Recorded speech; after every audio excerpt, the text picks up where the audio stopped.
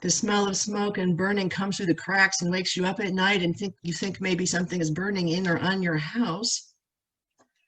And the fires, well, when you look at the fires raging over the thousands and thousands of acres, you know what the gospel means by the gates of hell. And the waiting is awful. These are the days of fire. Outside, burning so much. Inside, burning our bodies with the virus. And among us, burning with racism and partisanship. I hear so many people asking why these things are happening to us. I hear the sadness and the resentment about being victims of pandemic and wildfire and out of control protests, and even of our own guilt and shame about racism. And now in the crisis, it's tempting to look for simple answers. It's always tempting to find an answer that establishes blame. It's so black and white, if you will forgive a bad metaphor.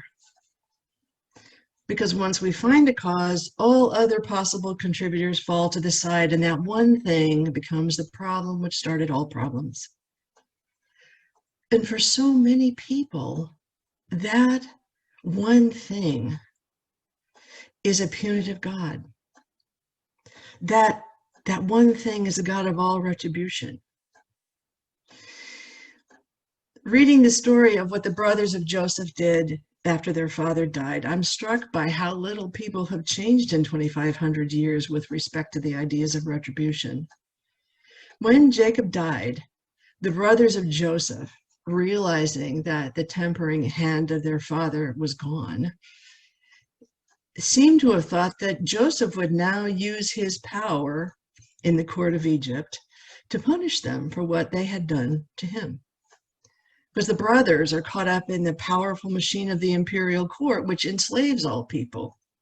In that system, the brothers don't expect much mercy.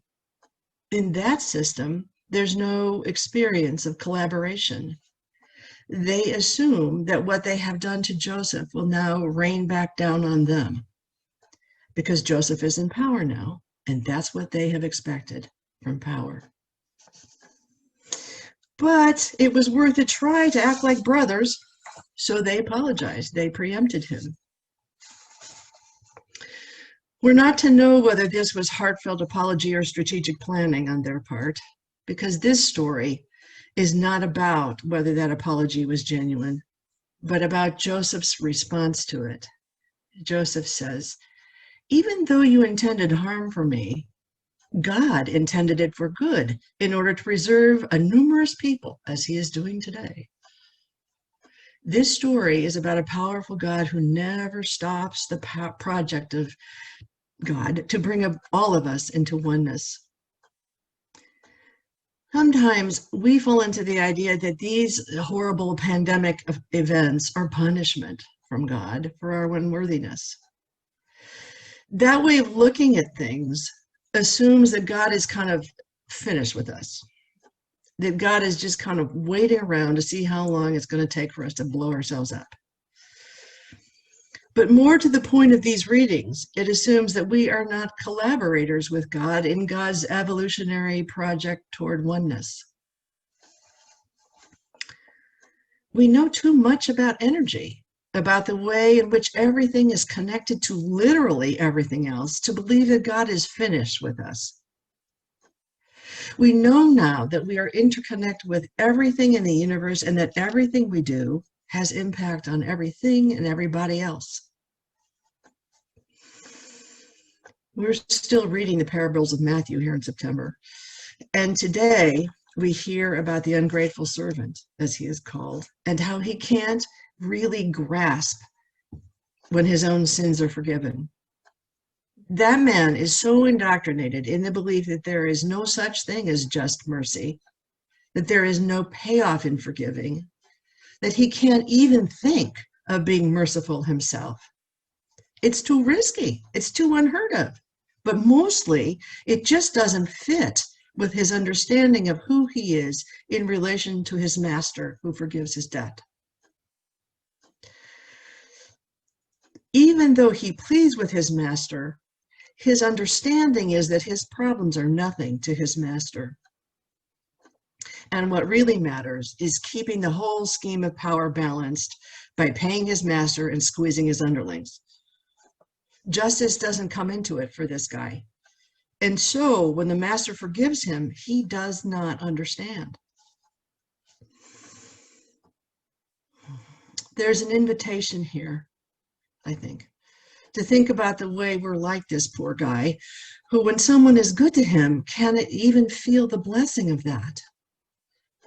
He believes himself to be part of a big oppressive system. It is not as lethal as the pandemic, but it never goes away either.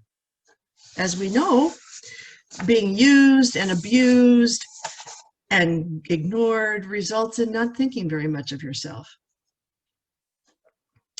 Personal psychology was not relevant yet in first century Palestine, but this man belonged to a class of people who had collective low self-esteem, who thought of themselves as a class of slaves because that's what they were. Disrespected, disenfranchised, disregarded, except for their money-making value. And the way in which they were treated every day just reinforced that idea. What else would this man think except that his master's offer was too good to be true?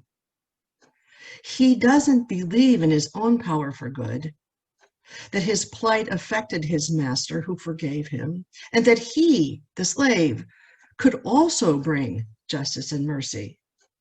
He thinks of himself as helpless to change the system.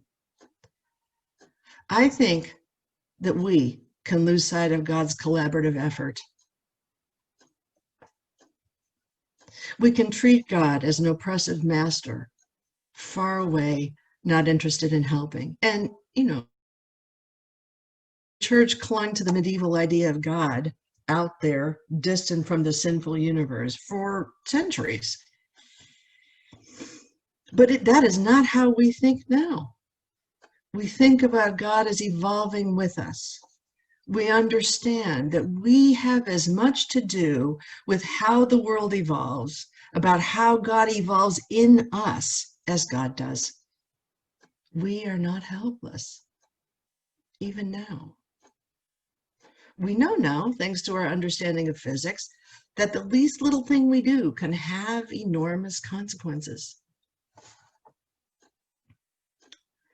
Maybe these fires are here because we have collectively damaged our good earth and its equilibrium, and this is how the earth reacts to that damage. It is very ill, and it suffers, and because we are related to it, we suffer with it. But we can reclaim our relationship with the earth and help it to heal. As Paul tells us, we do not live to ourselves, and we do not die to ourselves. We have no being apart from that of our Creator.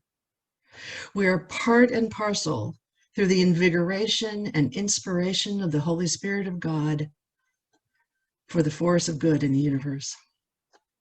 We do make big mistakes with each other and with the earth, and we pay for them. But we are also collaborators with the source of life. There is an invitation here to put aside our tendency to act like the ungrateful servant and to claim our true nature as collaborators of the universe with God, as co-developers, as hosts. We can bring healing. We can bring mercy. We can be forgiven. These lectionary stories are meant to give us courage for the days ahead when we will look for a better way to treat the earth and each other and ourselves, because God is always working with us in love. The rain is coming. My heart goes out to you if you have lost loved ones or property or peace of mind. Let us know how we can help you, because we love you.